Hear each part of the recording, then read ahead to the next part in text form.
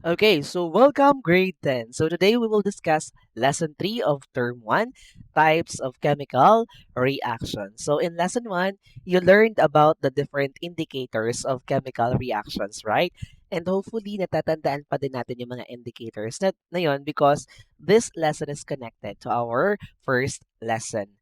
Okay, so now we will dive deeper into the topic by exploring the different types of chemical reactions and how they occur in our everyday lives. Okay, so I am Sir Wawi, your ever curious science buddy.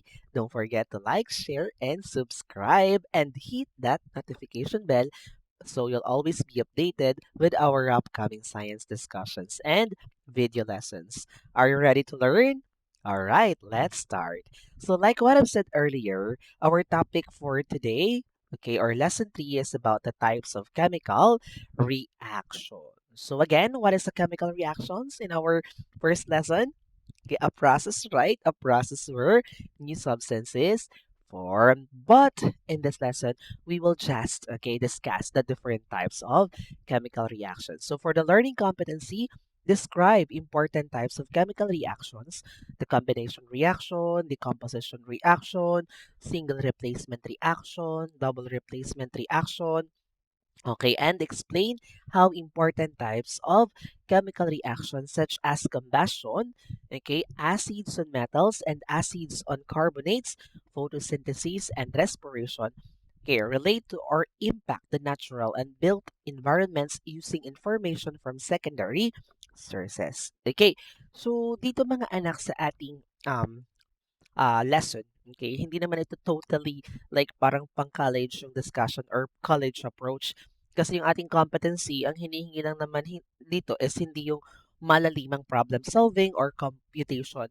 Wala naman ditong stoichiometry. So, ang hinihingi lang sa atin or emphasis ng competency is to describe important types of chemical reactions para lang makilala, mailarawan, and ma-visualize ninyo how it occurs through equations. And then we can relate that, okay, in the atomic theory when we discuss atomic theory in grade 8 where atoms, okay, in chemical reactions, atom are rearranged but not changed. So very simple lang naman. But there are checking, okay, we will check if the equation is correct or not. So titingnan natin later, ano. So for the learning objectives, describe types of chemical reactions, explain environmental chemical reactions, ito yung ating mga real life scenario na ibibigay natin. Okay? So how a particular type or reaction appear in our day-to-day activities. So relate reactions to real life situations. Ayan. So for our review, why does iron rust? Bakit kinakalawang ang iron or yung mga bakal na yan? Bakit nagkakaroon ng kalawang? Okay. So iron rust because it reacts with oxygen and moisture in the air. So this chemical reaction forms a new substance called rust or iron oxide. So rusting is an example of a chemical change because the iron changes into a different material. So bakit siya chemical reaction? Because the original substance, which is iron, nung nag-react siya sa oxygen, nakakreate tayo ng another or new substance, which is the rust or iron oxide. And again, in a chemical reaction, okay, for it to be considered as chemical reaction, laging may nabubuo, okay, na bagong substance. And that particular reaction is irreversible or mahirap ibalik. Okay, so why does food burn when cooked too long? Bakit nasusunog naman yung food pag niluto ng sobrang tagal? Okay, so food burns when it's exposed to too much heat for a long time. The heat causes chemical reaction, okay, that change the food's color. Okay, one of the indicator of chemical reaction, the smell and taste, producing burnt substances. So this is also a chemical change because new substances are formed and the change cannot easily be reversed. Okay, so for that, okay, again, what is a chemical reaction in our discussion first lesson? A chemical reaction is the process where substance change into new substance. Yung isang substance nagbago because it reacts, okay, it reacts to other substance or it break apart and then nakabuo ng bagong substance with different properties from the original form. So, during a chemical reaction, the particles of a substance rearrange. Nare-rearrange lang sila to form new products but not change or wala ding bagong particular atoms na nadadagdag during chemical reaction. So in a chemical reactions, atoms are just rearranged but not changed. Okay. And then, signs of a chemical reaction. Okay, ito yung ating mga discuss indicators or signs of chemical reaction. We have color change, gas production or the bubble formation, temperature change, formation of a precipitate or solid at the bottom, and other change. And remember mga anak, in every chemical reaction, there is always reactants and products. Merong dalawang part yung ating chemical reaction. So the reactants, when we see reactants, that's the substances that reacts together or break apart, okay, to form a new substance. So yung new substance na form, it's the product. Okay, so did you get it? Or can you follow my explanation? So hopefully, ayan. So, these are the evidence of reaction. So, ito yung ating na-discuss na naman. Hindi ko na ito uulitin kasi alam ko naman na naintindihan nyo yan. Okay, one of this is color change, evolution of gas or formation of bubbles, formation of a precipitate or solid, and then change in temperature, release or absorption of heat. Okay, so remember, in a chemical reaction, atoms are not created or destroyed. They are rearranged. Okay, tatandaan lang natin na during a chemical reaction, atoms are just rearranged. Okay, nare-rearrange lang. But, kayong nabuo, kakaiba dun sa original form. Okay, so for our first activity, reaction type match up. So identify the different types of chemical reactions based on simple examples and descriptions. So for our pre-activity explanation, so chemical reactions happen. Okay, ito yung akin laging sinasabi, it happened when substances change into new substance. Yung original form or may original substance tayo, nagbago, nag-react into other substance at nakabuo ng bagong substance. So scientists group reactions into different types based on what happens during the reaction. So meron tayong iba't ibang type ng reaction at ito'y na-classify or na-group ng mga scientists based on what happened. Okay, during the reaction. Like for example, this one in the illustration, it's an example of reaction or chemical reaction where substance A react to substance B. Okay, and produces substance AB. Okay, so yung ating substance A and substance B, that's the reactant. Yung dalawa nag-react together at nakabuo ng bagong substance which is AB. Sa AB, may kakaibang properties or characteristics compared to substance A and substance B. Okay, so sige. So there are five types of chemical reactions actually. The first one is the combination reaction. So here in a combination reaction, from the word itself, combination, you will just combine the two substances to come up or to create one new substance. So sabi dyan, no, two or more substances combined to form one new substance. Isa lang yung mabubuong substance. So for the general equation, like for example, A or substance A react, yung ating plus means react to substance B, yung arrow natin, produces substance A, B. Okay, so yung may dalawa lang na pinagsama, okay, na pinagsamang substance, and then may nabuo na bagong substance. Combination.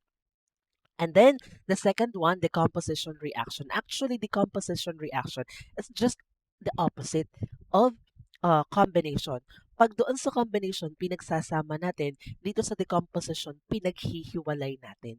Okay, paghihiwalayin natin sila, wala silang magagawa. Okay, so one substance breaks down into two or more simpler substance. May isang substance na magbe-break apart. Okay, pag nag-break apart siya, nakaka-form siya ng two or more simpler substance. Like for example, compound AB or substance AB, okay, break apart produces substance A and substance B. Okay, that's the general equation for that. What about the third types of chemical reaction? We have single replacement reaction. So dito naman sa single replacement reaction, from the word itself, replacement, single, replace. Okay, may isang single element na na-replace niya yung partner nung isang compound. So one element replaces another element in a compound. Like for example, element A, solo siya, no? Okay, react to compound BC produces AC, okay, and substance B. So, ibig sabihin, yung element A, pinalitan niya si element B doon sa compound. Okay, single replacement. Okay, nang aagaw siya ng partner. Ano? Charis. Okay, nang aagaw. Mga aagaw pala itong single replacement. But anyway, okay, in the third one, pag may single, syempre may double replacement, exchange. Ito yung hindi masasaktan kasi parehas na natanggap. Okay, two compounds exchange partners pero in real life bawal mag-exchange partners to form new compounds. Okay, like for example, compound AB react to compound CD, okay, produces compound AD and compound CB. Nagpalitan sila ng partner. Okay, double replacement. Okay, next. Lastly, we have combustion reaction. So in a combustion reaction, a substance reacts with oxygen and releases heat and light. So for the general equation of a combustion reaction, fuel reacts to oxygen, produces carbon dioxide, water, and energy. Remember, okay, when a substance or a particular element reacts to oxygen and it burns, okay, yun po ay combustion. Okay, wala nang question. Question, okay, basta siya nag-react sa oxygen, na-burn siya sa oxygen, okay, nakabuo ng carbon dioxide, okay, it's a combustion. Okay, and remember, meron lang tayong mga open products sa combustion, carbon dioxide, water, and energy. Yung energy, it could be light or heat energy. Okay, so types of chemical reaction, how to do the activity. Divide the class into small groups. So give each group reaction type cards and sample reaction cards. Ask students to match its sample reaction with the correct reaction type. Students discuss their answers with a group and then groups present their matches to the class and then discuss the correct answers together. Okay, so these are the type of reaction and then magbibigay tayo ng sample reaction. So ang ibibigay ninyo ngayon sa akin mga anak na sample reaction is based on what we discussed in the pre-activity explanation, okay, yung general equation. And then you will tell the reason why it is a type of, let's say, a combination, or why is it decomposition, why is it a single replacement or double replacement or a combustion. Okay, so let's start. For combination, okay, substance A reacts to substance B, produces AB. Okay, so it's a combination because you just combines A and B. So two substances combine to form one product. Ilan yung nabuo natin? One product or one substance. Another, okay, substance AB or compound AB break apart, produces substance A and substance B. So dito naman, one substance breaks apart. Okay, naghiwalay. Okay, para makabuo ng two or more simpler substances. Single replacement reaction. A or substance A reacts to substance BC, produces AC and B. So dito naman, one element replaces another. Pinalitan niya ng agaw. Okay. Next, the double replacement. Okay, here substance AB reacts to substance CD, produces AD and CB. So dito naman mga anak, okay, two compounds exchange partners, nag-exchange lang sila. Combustion, okay, fuel reacts to oxygen, produces carbon dioxide, water, and energy. Okay, so dito substance reacts with oxygen and releases energy. Okay, so activity number two, build the product. Okay, so to identify and demonstrate a combination reaction. So, una muna nating activity is combination reaction. And the rest, okay, sunod is decomposition, single replacement, and then double replacement and combustion. So, kung ano yung gagawin nating activity sa combination, yun din ang gagawin nating activity sa decomposition, single, double, and combustion. Kaya hindi ko na rin paulit-ulit babasahin yung um, instruction. Okay? Kasi one at a time lang tayo para mabilis tayo ha. Okay ba lang ba? So, kung gusto nyo basahin yung instruction, pwede naman. So, dito naman sa ating pre-activity explanation, before tayo mag-proceed dun sa activity ng combination reaction, i-discuss muna natin fully what is a combination reaction. So, a combination reaction happens, okay, nangyayari lang ang combination again pag meron tayong dalawang substance na pinag-join together or pinagsama para makabuo ng new substance. Okay, so in a combination reaction again, there are two substances joined together to form one new substance. Okay, so dito, smaller substances combined, only one product is formed. May reactant, nag-combine yung dalawang substance na kabuo ng one product. Okay, so for the general equation of combination reaction, let's say substance A react to substance B produces AB. Okay, so ibig sabihin nito yung substance A nag-combine lang with substance B and again, they form one new product which is AB. Okay, so lagyan natin ng label for example. So for example, si substance A is nitrogen gas, while substance B is hydrogen gas. And then, yung product natin, nakabuo tayo ng ammonia. Okay, so tingnan natin. So, nitrogen gas react to hydrogen gas produces ammonia. Okay, so tingnan natin. Okay, yung ating product. At ating i-justify yung sinasabi natin kanina na in a chemical reactions, atom are rearranged but not changed. So dito sa ating reactant, this side, A plus B, this is the reactant, meron tayong dalawang nitrogen. And meron tayong, okay, hydrogen. Ilan yung hydrogen? Dalawa. Okay, may 3 doon. Ang ibig sabihin nun ay 6. Meron tayong 3 molecules of hydrogen gas. Eh, ang hydrogen gas is 2 atoms. Okay, so 3 times 2 is 6. So, meron tayong 6 na hydrogen. So, doon sa product, titingnan natin, dapat doon sa product, same pa din yung number. Okay, kung 2 nitrogen dito sa ating reactant, dapat sa product 2 nitrogen din. So, tingnan natin bilangin kung 2, yes, 2. Tingnan natin yung hydrogen kung 6, 2 times 3, 6. Correct pa din. So, ang equation na to, okay, is an example of balance equation. Kayo nga anak, balance equation. But mga anak, okay, hindi laging balance ang nagiging sagot or nagiging product. Lagi natin, okay? But the important part for that is atom. Okay, atom are rearranged but not changed. Wala pong nadadagdag na bagong atom. Tingnan niyo yung reactant, may nitrogen, may hydrogen. Sa product, may nitrogen, hydrogen. Pero, bawal po tayo na may madagdag na new element. Let's say, nagkaroon dyan ng carbon.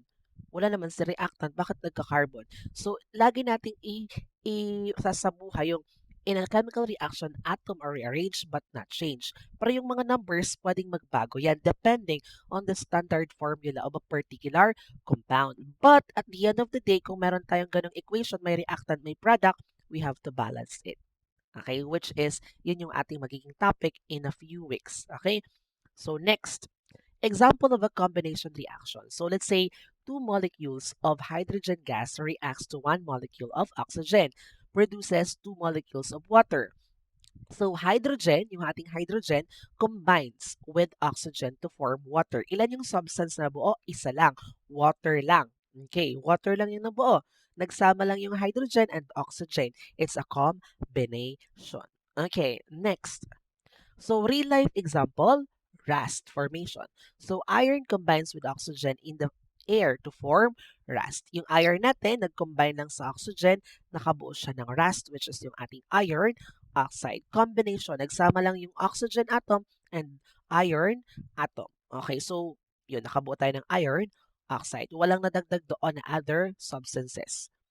Okay, how to do the activity? Divide the class into groups. Similar din po yung mga instructions sa mga following activity.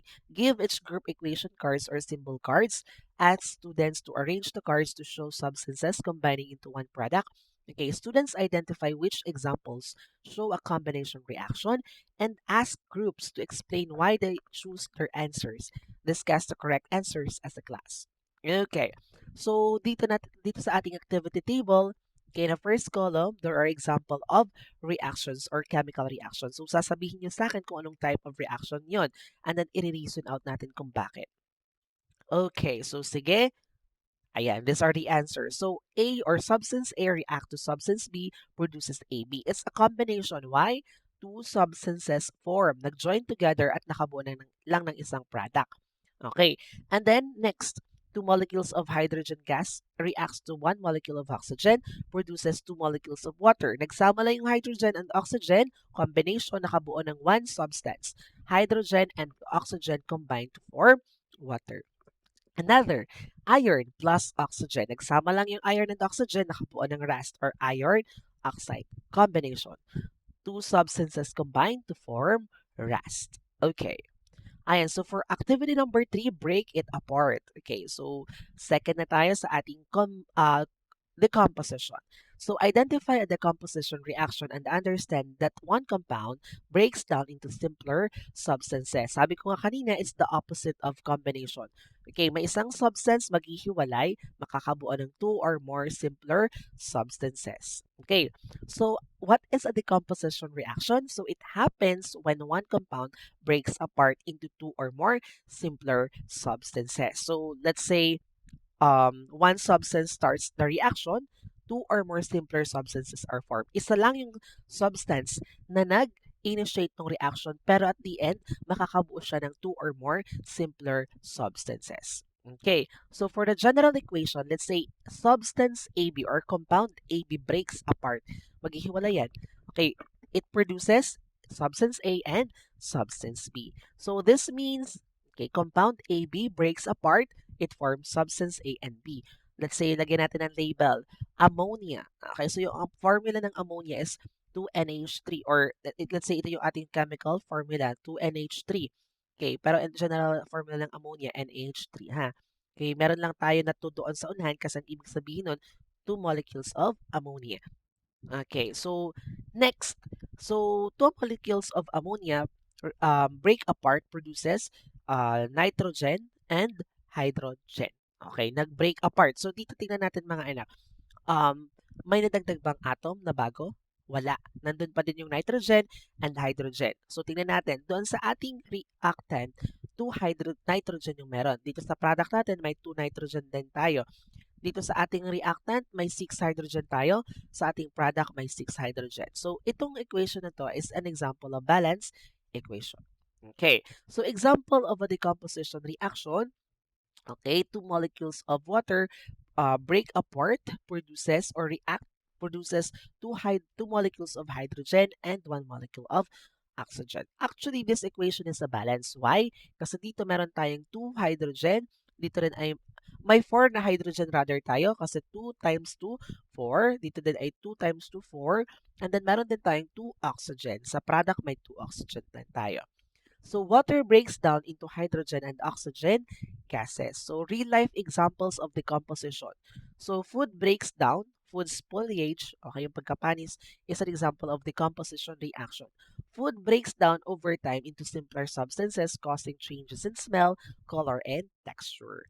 Another example is hydrogen peroxide breakdown. Hydrogen peroxide breaks down into water and oxygen gas. Okay. So, ito din ay similar yung ating instruction. Proceed na tayo sa activity. So, this is the activity sheet.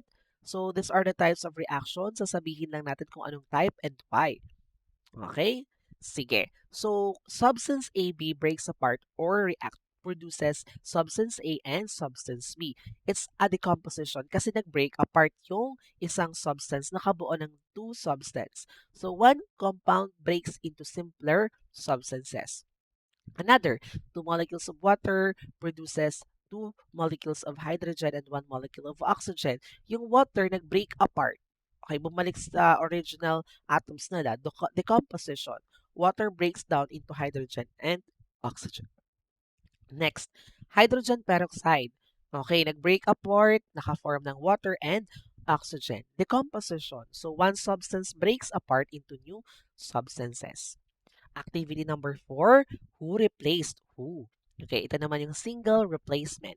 Identify a single replacement reaction and understand how one element replaces another element in a compound. So, what is a single replacement? A single replacement reaction happens when one element replaces another element in a compound.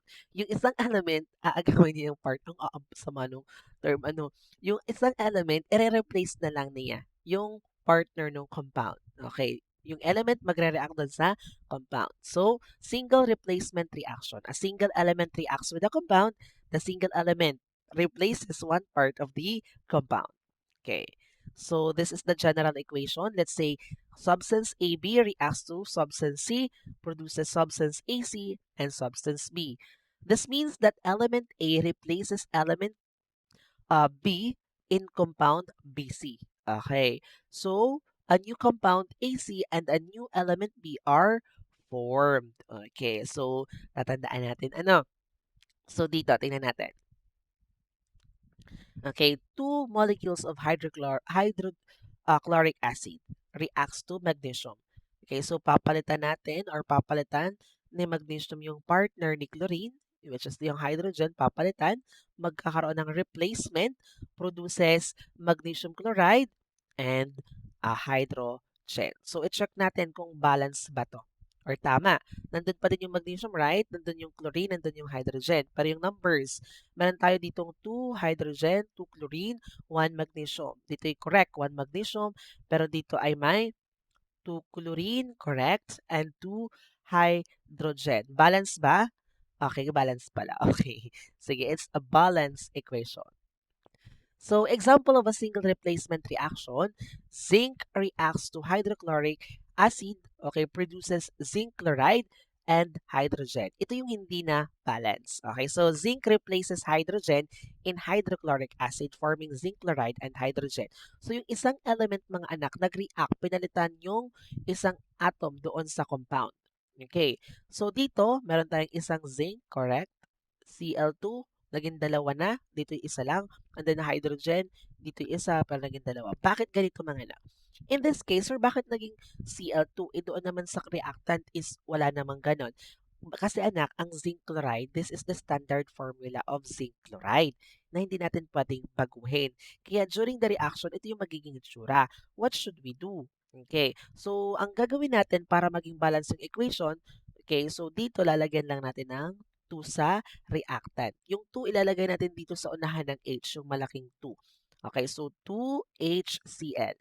Okay, so meron na tayong 2 hydrogen, correct? 2 hydrogen dito, and then 2 chlorine. 2 chlorine. O, diba? Balance. Okay, ganun lang yung pagbabalance. I-discuss naman natin yan sa next na topic. Okay, but remember, in a, in a chemical reaction, atom are rearranged but not changed. Walang nadagdag na new atom. Zinc replaces hydrogen and hydrochloric acid, forming zinc chloride and hydrogen gas. Okay, so real-life examples.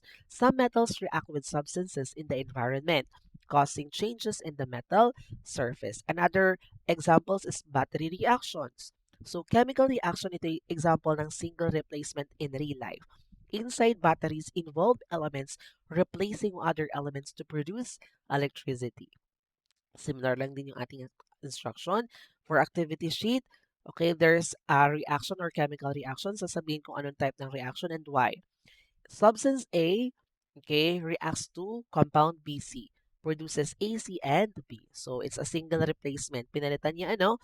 One element replaces another element. Then, zinc reacts to hydrochloric acid, produces zinc chloride and hydrogen. Pinalitan naman ni zinc yung hydrogen. Okay, so zinc replaces hydrogen. Metal plus compound. Another element or metal plus compound. Okay, and then new compound and new element. Nabubuo. Okay, yung isang element, nag-react sa compound, may mabubuong new compound and new element. Single replacement. One element takes the place of another. Another, ion swap challenge. So identify a double replacement reaction and understand how two compounds exchange ions to form new substances. Okay, so for our pre-activity explanation, what is a double replacement? So pag sinabi nating double replacement, it happens when two compounds exchange parts to form two new compounds. Kumbaga nag-exchange partners lang sila dito. Yung dalawang compound nag-exchange partner during reactions. So two compounds reacts, they exchange ions or partners, two new compounds are formed. Okay, so for the general equation, let's say substance AB reacts to CD, produces AD and CB. So, ang ibig sabihin niyan, A from the first compound swaps with C from the second compound. New compounds are formed after the exchange. So, let's say sodium sulfide reacts to calcium chloride. Okay, produces calcium sulfide and two molecules of sodium chloride. Okay, so nagpalitan lang sila ng partner. Kita nyo? Ayan. Sige. So, example of a double replacement reaction, okay, silver nitrate reacts to sodium chloride, produces silver chloride and sodium nitrate. Okay, so yung ating silver nitrate nag-react daw, okay, sa ating sodium chloride, okay, and they exchange ions, partners, to form silver chloride and sodium nitrate. Nagpalitan lang ng partner. Ayan. So, real-life examples, formation of precipitates. Some reactions form a solid substances when two solutions are mixed. Water treatment processes. Example din ng double replacement. Chemicals are added to water to remove impurities through ion and exchange reactions. Okay, same instruction. Yan, sasabihin lang kung what type of reaction and why. Okay, substance AB reacts to CD, produces AD and CB. It's a double replacement. Two compounds exchange ions. So we have silver nitrate react to sodium chloride, produces silver chloride and sodium nitrate. So double replacement pa din, ions are swapped, forming new compounds. So ibig sabihin dito, compound na dalawa nag-react, nakabuo again ng dalawang bagong compound by exchanging partners. Double replacement reaction. Exchange of parts occurs. Okay, so for our activity number 6, burn it right. Identify a combustion reaction and understand that substances react with oxygen to produce energy and carbon dioxide and water. Ito mga anak ang mahalaga. Isang substance nag-react sa oxygen, ang nabuo carbon dioxide, water, or energy. It could be light or heat. Tandaan natin ha. So combustion reaction happens when substance reacts with oxygen and produces energy, usually in the form of heat and light. So dito sa ating combustion reaction, yung substance like for example fuel reacts to oxygen, may energy na na-release, heat or light, may nabuong carbon dioxide, may nabuong water. Yun lang ating pinaka-clue dyan. So combustion reaction, general equation, let's say fuel reacts to oxygen, produces carbon dioxide, water, and energy. So this means a fuel burns in oxygen and it produces carbon dioxide, water, and energy. So example of a combustion reaction, let's say methane burns in oxygen and produces carbon dioxide, water, and heat. Real-life examples of combustion. Candle burning. Wax reacts with oxygen and produces, ano yung napoproduce? Heat, light, carbon dioxide, and water vapor. So water vapor is water pa din yan, gaseous form. Wood burning. Wood reacts with oxygen and produces ash, carbon dioxide, water vapor, and heat energy. Okay, same. Sabihin lang sa akin kung anong type ng reaction. Okay, it's combustion reaction because methane burns in oxygen releasing heat and light. Yung wood naman, combustion reaction then because the wood reacts to oxygen and releases energy. Ano yung common? Nakabuo sila ng carbon dioxide, water, and energy. Okay, so hopefully you learned something for today on the different types of chemical reactions. Now, let's proceed on the formative assessment. So, letter lang ang isusulat, choose the correct type of chemical reaction for each item. So, yung A natin, combination reaction. Letter B, decomposition. C, single replacement. D, double replacement. E, combustion. So, screenshot na itong choices. Sige, choose the correct type of chemical reaction for each item. Let's say, two molecules of hydrogen reacts to one molecule of oxygen, produces two molecules of water. Okay, it's a combination, letter A, kasi nag-combine lang. Let's say, substance AB produces A and B. Okay, it's decomposition, pinaghiwalay. Another, substance A reacts to substance BC, produces AC plus B, pinalitan ng isa, single replacement. Another, methane, okay, reacts to oxygen, produces carbon dioxide, water, and then meron niyang energy. It's combustion, correct. Silver nitrate reacts to sodium chloride, produces silver chloride and sodium nitrate. Correct. It's double replacement. Okay, sige. What about this one? Iron reacts to oxygen, produces iron oxide. Correct. It's a combination kasi pinag-combine mo lang. So, A plus B produces AB. Okay pa din naman yun. It's combination. What about calcium carbonate? Okay, break apart produces calcium oxide and carbon dioxide. Correct. It's decomposition. What about zinc? Reacts to hydrochloric acid, produces zinc chloride and hydrogen. Correct. It's single replacement. What about carbon? Reacts to oxygen, produces carbon dioxide. Sasabihin nyo, it's combination kasi dalawa lang yung pinag-combine. Right? It's correct pa din naman. But actually, sabi sa akin, may nabasa ko na reference. In this example, we have to consider the most specific. It's a combustion. Kasi yung carbon, nag-react sa oxygen, nakaproduce ng carbon dioxide, which is often product of combustion. So, ang pwede daw natin isagot dito is combustion. It's letter E. Pero kung may nagsagot ng combination, it's accepted pa din naman po. Okay, so I hope that you learned something for today. Okay, thank you so much, grade 10, and see you in the next lesson.